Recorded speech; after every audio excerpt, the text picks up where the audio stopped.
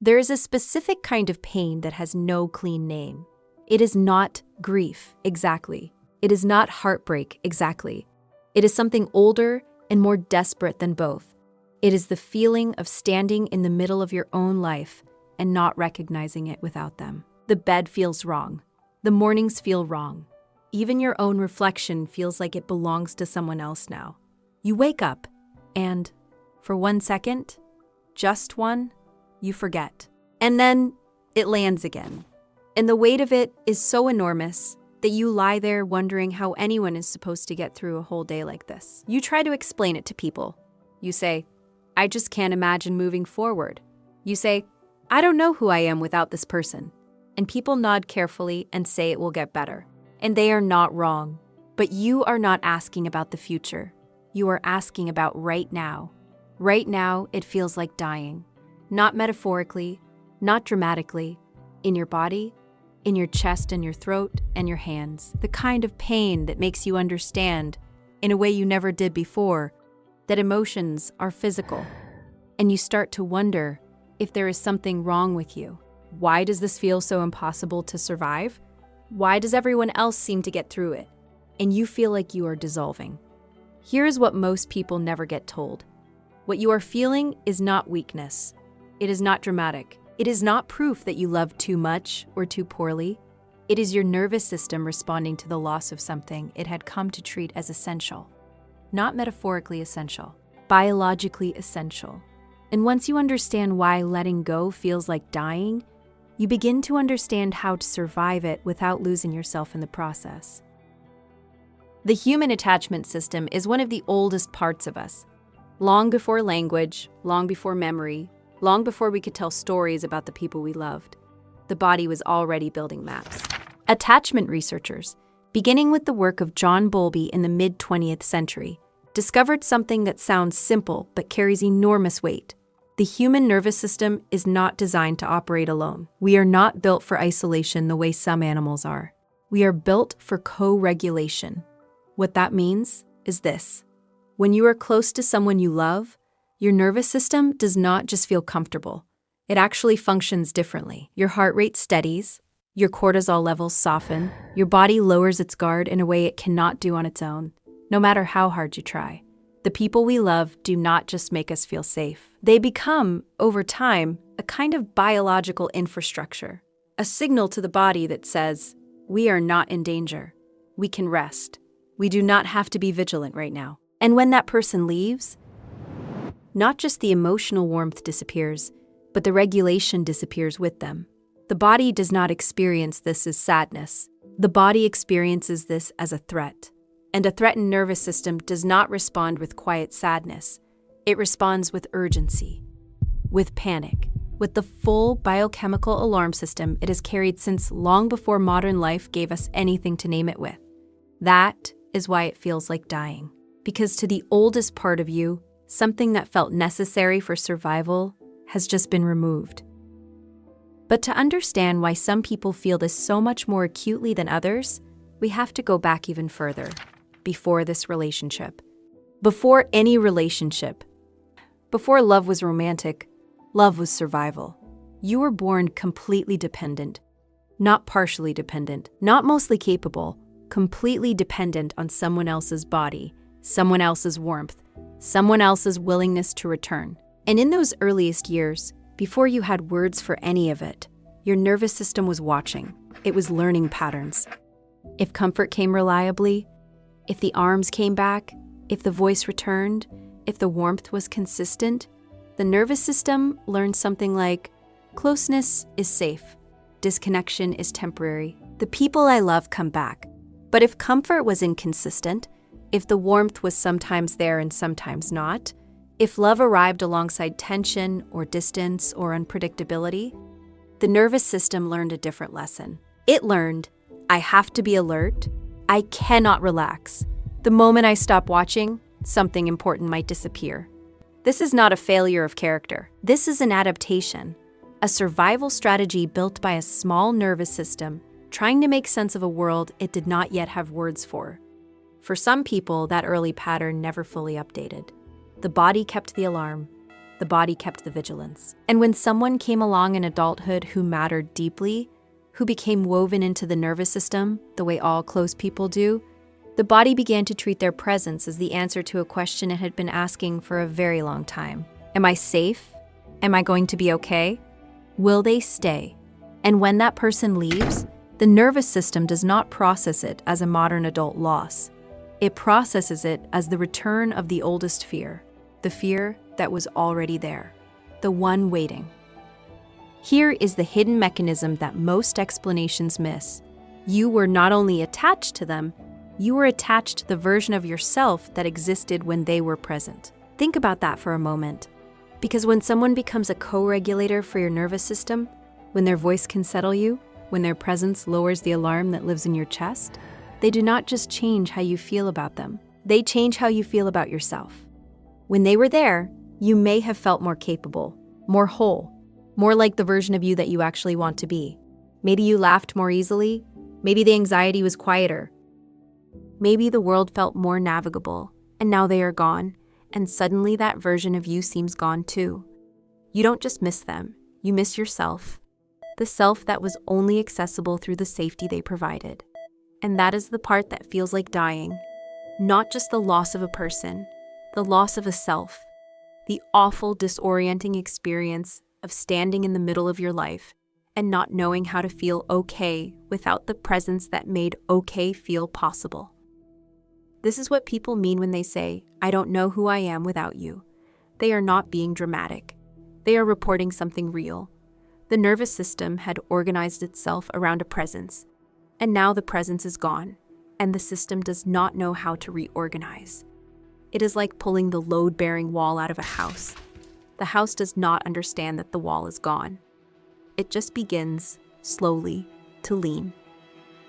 In modern life, this shows up in ways that are sometimes hard to recognize as a survival response. You check your phone, not because you expect a message, but because the action itself is a kind of reaching. The body is trying to close the distance.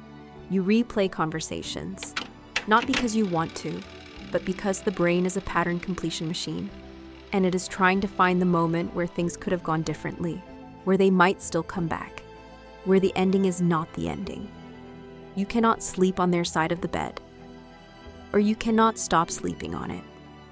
You catch yourself saying their name in your head before you make any small decision, because you had learned to navigate the world through the filter of this relationship. Would they like this? What would they think? Where do I put this part of my life now that there is no longer someone to share it with? And here is what the modern version does that is especially cruel. The digital world does not allow for clean endings. You can see that they watched your story. You can see that they were online at 3 a.m. You can see in the worst moments that they have moved on. A photo here, a new location there. And your nervous system registers all of it as threat. Not information, threat. Because you did not just lose a person, you lost the regulator. And now the regulator is walking around in the world, visible at the edges of your life, sending signals your body does not know how to ignore. The alarm stays on. What does this cost? It costs more than people realize. It costs the present. Because a nervous system in a state of separation distress cannot fully inhabit the present moment. It is always reaching backward or scanning forward. Always trying to solve the problem of the absence. It costs your sense of self. Because when your identity has become organized around another person, losing them can feel like losing the answer to the question of who you are. It costs your body, the sleeplessness, the absence of appetite or the urgency of it, the chest that is always slightly tight, the exhaustion that comes not from doing too much, but from feeling too much for too long. And it costs something quieter and maybe more important. It can cost you your compassion toward yourself. Because in the middle of all of this, a voice appears. And the voice says, why can't you just get over this? What is wrong with you? Why are you still like this? And that voice is not helping. It is adding a second wound on top of the first, shame on top of grief. judgment on top of an already overwhelmed nervous system. You are not too much. You are not broken. You were a nervous system that had learned to find safety in someone, and that person left, and the body responded the way it was designed to, with everything it had. But here is the part that matters. Here is the part that most people never reach, because they are too busy trying to stop the feeling. Most people, when facing this kind of pain, try one of two things. The first is to go back, to reestablish the regulation by reestablishing the relationship, to call, to reach, to explain, to apologize, to do whatever the body is demanding in order to make the alarm stop. And sometimes it works. For a moment, the alarm quiets, the chest loosens, the body exhales, and that relief gets mistaken for proof. See? This is where I belong. This is what I needed. But relief is not the same as health. And a relationship that works primarily because it quiets your nervous system panic is not a relationship built on love. It is a relationship built on regulation. And that is a very different foundation. The second thing people try is to feel nothing. They go cold. They decide that if feeling costs this much, they will stop feeling. They download dating apps within a week. They perform recovery. They talk about their healing loudly and often, as a kind of armor against the reality of still feeling broken underneath it. They mistake numbness for progress. They mistake distance for wisdom. They call it not caring anymore and wait for it to become true. But a nervous system that has learned to shut itself down is not a healed nervous system. It is a frightened one, frightened of its own capacity to feel, frightened of what happens when it opens again, and so it stays closed. And the person inside it learns to move through relationships at arm's length, convinced they have solved the problem of feeling too much, when in reality, they have only taught themselves to feel from behind glass. Neither of these is healing. Healing is something quieter and slower and more honest. Here is what healing actually asks of you: not to stop loving, not to become someone who needs nothing, not to perform indifference until it calcifies into truth. Healing asks you to become someone whose nervous system can find safety inside its own body, not in a person, not in a relationship, not in the particular relief that arrives when someone returns, inside you. This is not a small thing. It is not something that happens because you decided it would.